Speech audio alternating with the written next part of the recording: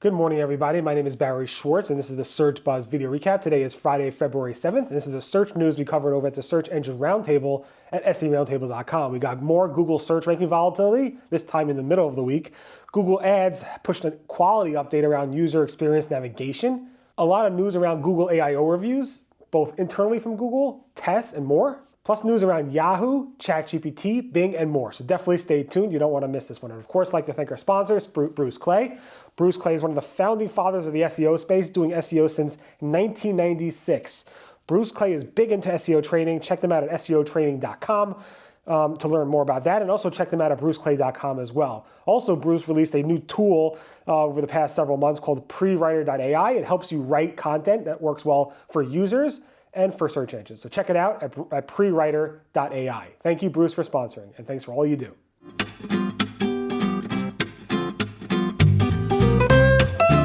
Okay, so first up, it wouldn't be a video if I didn't start off with Google search ranking volatility. Yes, we had Google search ranking volatility. The weird thing about this is that I saw significant chatter start around February 4th into the 5th, maybe even into the 6th or so, but the tools themselves are relatively normal. I saw a lot of charts from a lot of people seeing either really big increases or really big decreases in their search visibility, both in SEMrush and analytics. And I'm seeing a lot of people just chattering up saying, oh my God, my rankings went up for the first time or they went down for the first time and I'm nervous and I don't know what to do. So there's a lot of chatter. It's weird that the tools aren't showing them. But if you did see any ranking volatility around the 4th and the 5th, you are definitely not alone. Also, I posted the monthly Google Webmaster report, the February 2025 Google Webmaster report. A lot of discussed in there. I'm not going to go into them in detail because you probably watched my videos and I discussed it all before, but definitely take a look at that February 3rd if you want to catch up on all this past stuff with Google over the past month. On the Google Ads side, Google Ads has pushed or has talked about a new update they released recently around quality, and specifically around user navigation experience. The thing here is that Google recently developed a new prediction model that helps their ad quality systems more precisely capture the quality of your navigational experience when visiting a search ads landing page. What this means is if you go to a landing page that from an ad that says, help me log in to this account, and all it wants you to do is like sign up for a new account. It doesn't have like a login button. It doesn't have the expected navigation you would get from that ad, and people go back to the search results. That would be a bad experience, and Google's trying to show fewer of those types of ads. Now, of course, this doesn't mean that you have to have navigation across all your landing pages. I know a lot of paid landing pages have very little navigation because they want to direct the user into a flow. But if the ad is specifically encouraging a user to take a certain action, and that action is not really there, or it's not an option for it, and it confuses users, Google's going to show less of that going forward. So it's a big, significant Google Ads update to take into account, and keep that in mind. So make sure to check out your ads and your landing pages to make sure they actually work. Google AI Overviews is testing this really super detailed comparison mode. This is spotted by Blair McGregor, and it's really interesting. I can replicate this myself. You can do a search for like iPhone 15 versus iPhone 15 Pro, and it shows you a little summary AI overview, and then you click on details, and it goes through every tiny little characteristic.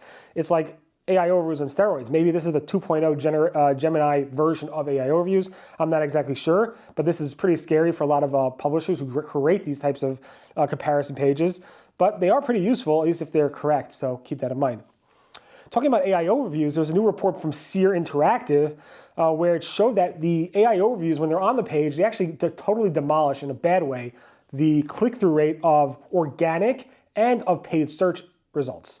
So when the AI overviews are not on the page, there's a higher click-through rate to paid and organic search results, but when you put the AI overviews on the page, that click-through rate tremendously drops, and it's not really good for the publishers. This is similar to what we discussed a while back when Glenn Gabe posted his, just a week or so ago, when Glenn Gabe posted his loophole, not really a loophole, but basically where he found that you could track AI overviews when there's a manual action. It was kind of a Google issue, and those click-through rates were pretty bad on just within the actual AI overviews as well. So nice find there from, nice data from Seer and from Glenn on that. Also, Google has updated the search quality raters guidelines we discussed the other week or 2 weeks ago.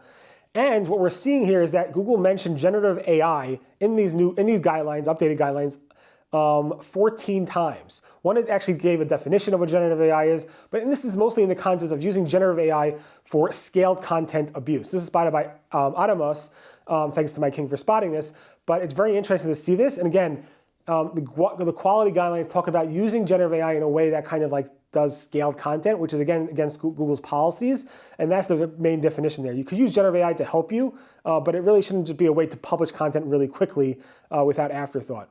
Google has also updated their guidelines, and in those guidelines, and the Google Search Quality Raters guidelines specifically, they added some sections around recipe blogs, specifically around, and we discussed this before back in October 2023, that we don't want to have to like significantly scroll past all this content just to get to the recipe. Plus, maybe we should have a jump to recipe button so that makes it easier for the users to find instead of reading all this fluff on the page and not being able to find the recipe for a while. So this was spotted by Marie Haynes, also by Glenn Gabe earlier, so nice find there.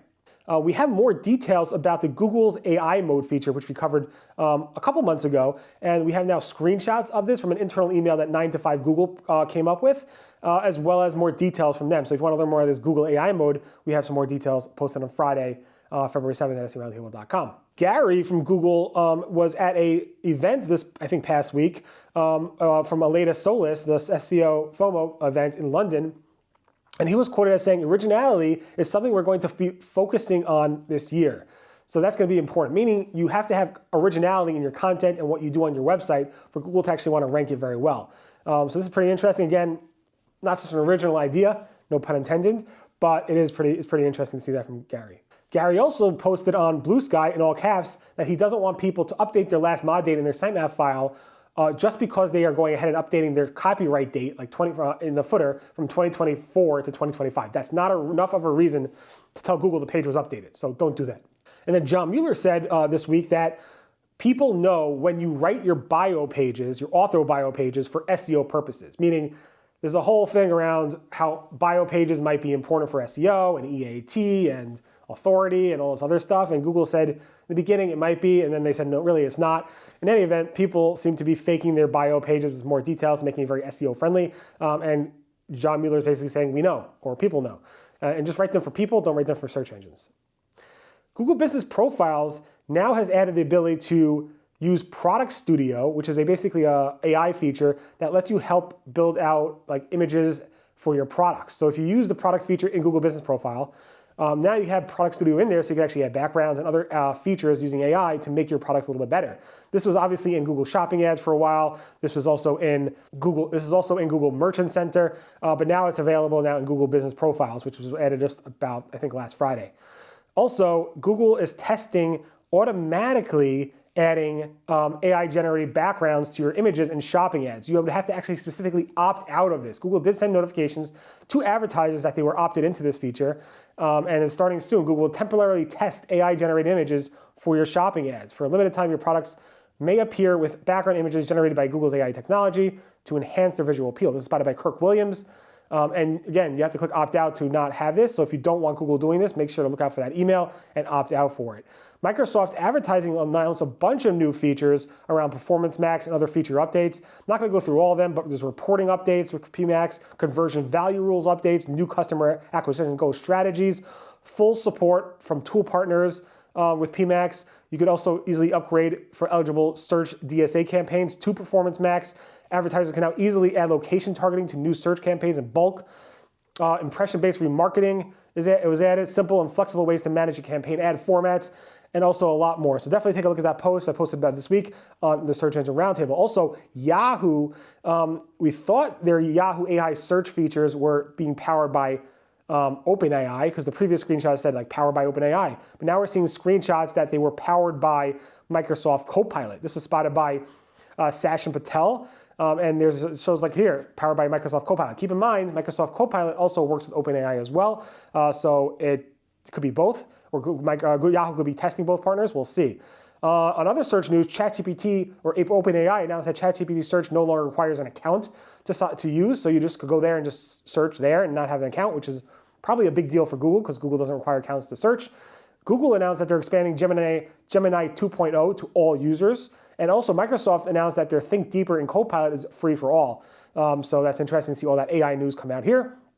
Also on the Microsoft side, Microsoft head of search, Jordi Ribas, basically said, since we launched Bing Chat in February 2023, we've seen significant growth in users, engagement, and even market share in PC. He shares some data from ComScore and StatCounter. Of course, you could mash up that data any way you want. He also was asked about LLMs, and he's saying LLMs are not going to replace search engines, but make search engines better.